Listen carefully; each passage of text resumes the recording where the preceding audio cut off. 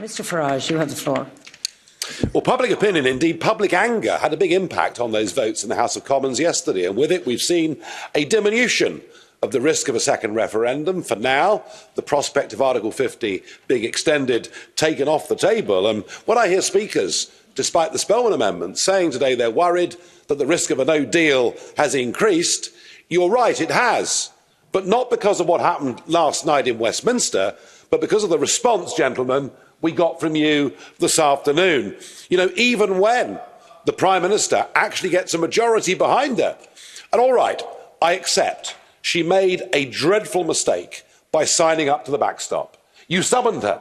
At 4:15 in the morning, she left Downing Street. She went to meet the ultimatum that you'd set her. She signed up to something that has proved to be a disaster. She signed up to something that no country, unless it had been defeated in war, would have signed up to. We now realise that mistake, and actually, the House of Commons, the country, is overall looking for a deal. But you know something? Before the referendum, no one knew who the European Commission were.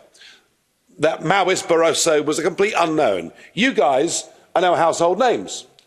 And what we've seen is an appreciation in Britain that unelected bureaucrats in Brussels have been talking down to and humiliating the Prime Minister of our nation, and we don't like it.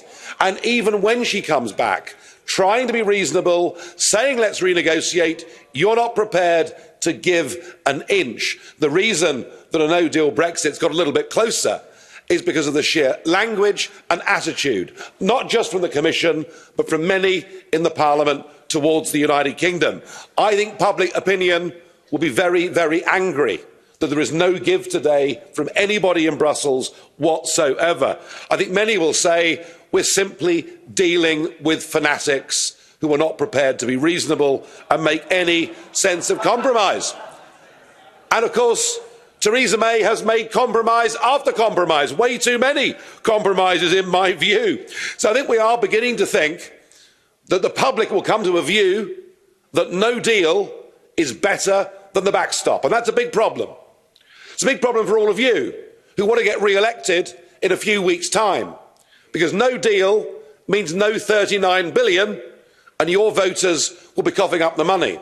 No deal means the 100 million bottles of Prosecco we buy every year from Italy will become more expensive, as will 750,000 German cars. So why don't we all prepare sensibly for a no-deal scenario? Why don't we prepare to go to the World Trade Organization, use Article 24, so that we can, after we leave on March the 29th, have a 2-year period of no tariffs, no quotas, no restrictions of any kind, no problems or difficulties with Ireland whatsoever. Brexit will have been delivered. You will have protected for at least 2 years your voters. That, I think, ladies and gentlemen, right now is the only possible constructive way forward. Hear, hear.